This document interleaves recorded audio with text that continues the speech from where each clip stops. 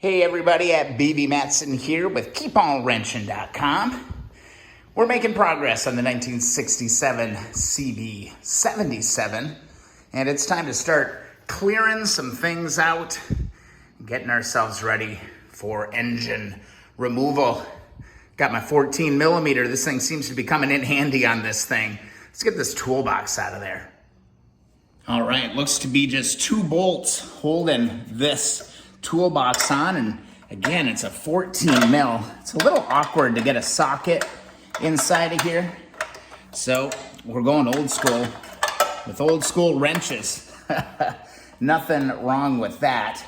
I'm really enjoying working on this bike so far. I'm kind of just thinking about stuff and reading stuff and looking stuff up and trying to figure out all these different nuances on this bike. This part needs to come out because, well, everything needs to come out because we are taking this thing down to the frame and we're going to spray, sandblast everything and paint everything. No washers, nothing at all. Just a single nut holding this side of the toolbox on. Over on the other side, second verse, same as the first.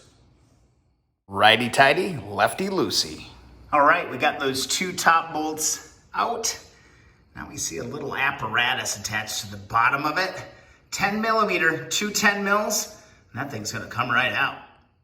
You're gonna need a long extension on these. All right, 2 10 mils out.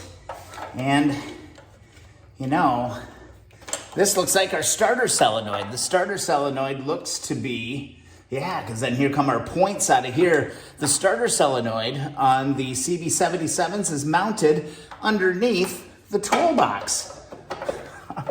Learning something new every day. Toolbox is out. Man, they did a nice job painting the toolbox burgundy all the way in and all the way out. I'm gonna go ahead and replace these 2 bolts that I just took out. And pray to God I remember that the starter solenoid goes underneath the toolbox.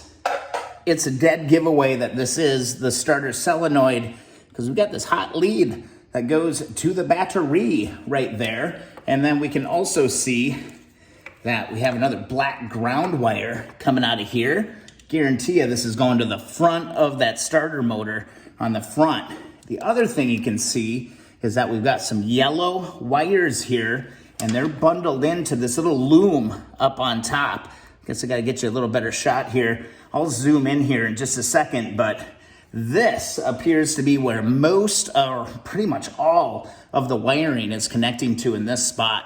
I'm going to grab a camera, take a bunch of pictures of this, but yeah, one more piece coming out real quick. Let's go ahead and take this little old school wire clamp off. That'll reveal things. Look, these are metal. The older you get, the more metal you get.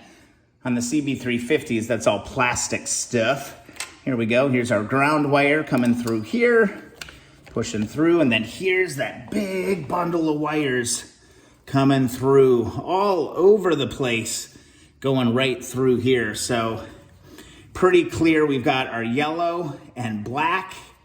That's going to the points. I can just about feel that coming out, or not, yeah, the points. All the power's coming through here. Here's yellow, pink, green, white, or gray. That's, God, the colors are so hard to tell on some of this. Looks like a green and red stripe and a pink, brown. That's gonna be lights, probably that rear light. Red and yellow stripe.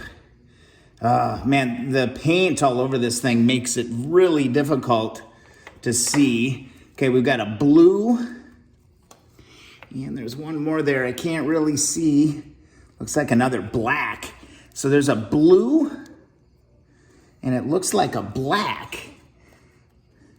And that is tied right into the rear brake light switch. It's actually rolling right through here. You can see me moving that.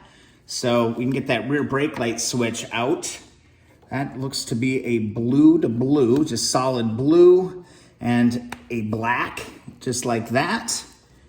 And now the rest of this looks to be just color to color. Red, yellow, red, yellow. Ooh, hear that pop? That's nice to hear pop. Brown, pop, pink, and green, red. Bam. And then we've got one more here. Looks to be, let's see, starter solenoid power. It's on kind of a black red. I can't tell if it's like paint on this or not. Looks like a black and red. I don't see any red. Oh, yep, there's some red on this one if I clean it off just a little bit. Yep, there's a red stripe on that. So boom, boom, boom, we are disconnected from the main harness. And let's see, we can go ahead and pull this little boot up.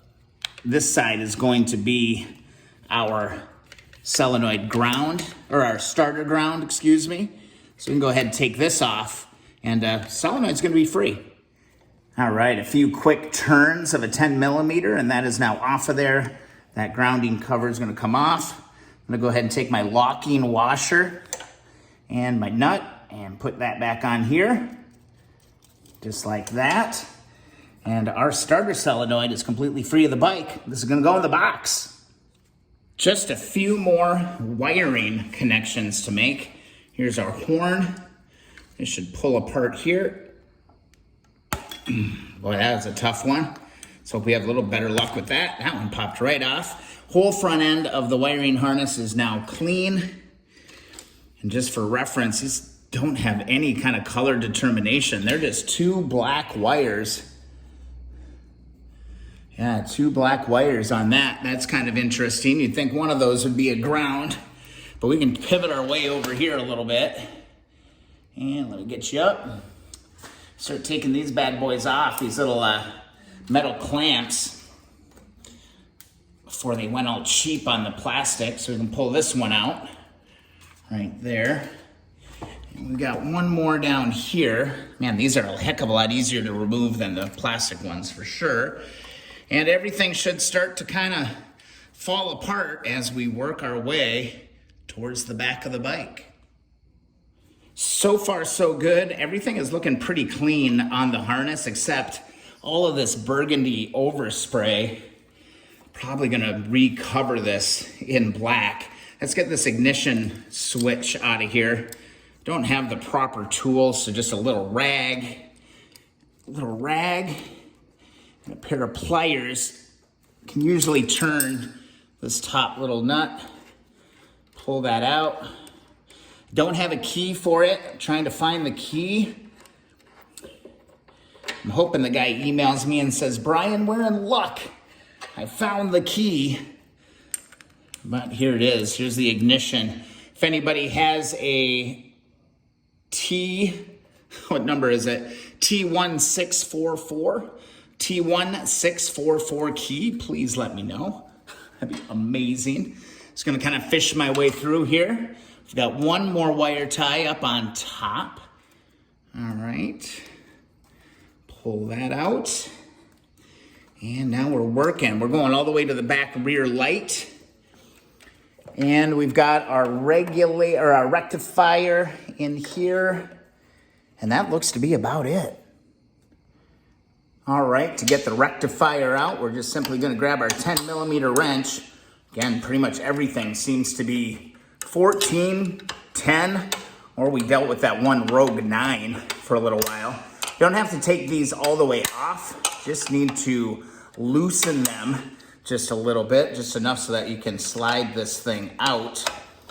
And then we need to disconnect our rear light, and we're in business. One thing, I don't believe, I recall reading this somewhere, let me know in the comments if I'm wrong, but these earlier bikes did not have a regulator. A regulator was something that they added later on.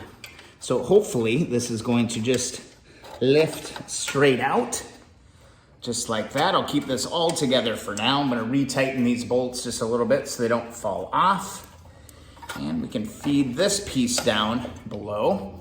Next little piece of business, right down here, we've got connections for our rear light. Looks like a lot of paint, but it looks like yellow. God, look at this. I'm just like scraping the paint off of this. a thick yellow, all that burgundy paint, and a blue. Let's see if we can get this apart. Pop. And that should do it right there. And I do see our main fuse down below here. Let me give you a good look at this. The gentleman that I picked this up from said was having electrical issues, or he thought maybe the electrical might be fried in it. This looks to be a main fuse box right here, clips right into there. Let's see if it was just had a blown fuse. Let's check. All right, let's see. Definitely a fuse in here. You know what? That fuse is still good. I don't see it broken. Fuse is still good. We'll reuse that. We'll put a new one in there. But wouldn't that have been something if it was just a blown fuse? The thing's kind of buried in there. Kind of tough to see. Kind of just jumped out and bit me there right at the end. There we go. This harness should be completely free if I can snake this out. Dun dun dun dun dun dun dun dun. Let's take a look. From front to back, here's that harness. I mean, it's greasy, but the wires don't look bad. It's covered in that burgundy paint, which, you know, I could easily probably just recover this. But yeah, there's a couple of little offshoots to be paying attention to. But that is that whole harness. There's our ignition, there's our fuse, there's our rectifier. And again, I'm pretty sure, let me know in the comments, but I don't believe that these had a regulator. All right, what's next? All right, we made a little dent in it, got that toolbox out, got the cover out, we got the wiring harness out, ignition, rectifier. Starting to look a little bare under here. It is definitely starting to look just a little bare down here. I think this is a good spot to stop this video. It's time for me to really start investigating pegs and prepping to drop that motor. I'm debating whether or not I should get it off the wheels and on the ground before I try and drop that motor, or do I put a little jack underneath it? I honestly don't know how heavy it's gonna be, so I need to do a little bit of pondering, a little bit of thinking, but wiring is out, that's big, and that really does clean things up really, really well. All right, I hope you're enjoying the videos. I'm trying to keep them coming as fast as I can here. If you do, please don't forget to subscribe to Keep On Wrenching, and don't forget to find us on Facebook at the Keep On Wrenching community group. Lastly, don't forget to go get that free sticker, keeponwrenching.com. I'm going to be building out some resources on that website to hopefully help you with your restoration as well. Everything's going too smoothly right now. Not going to lie, I'm getting a little nervous. Every bolt is turning and everything's coming apart really, really well. All right, fingers crossed, knock on wood. We'll see you in the next video or live stream.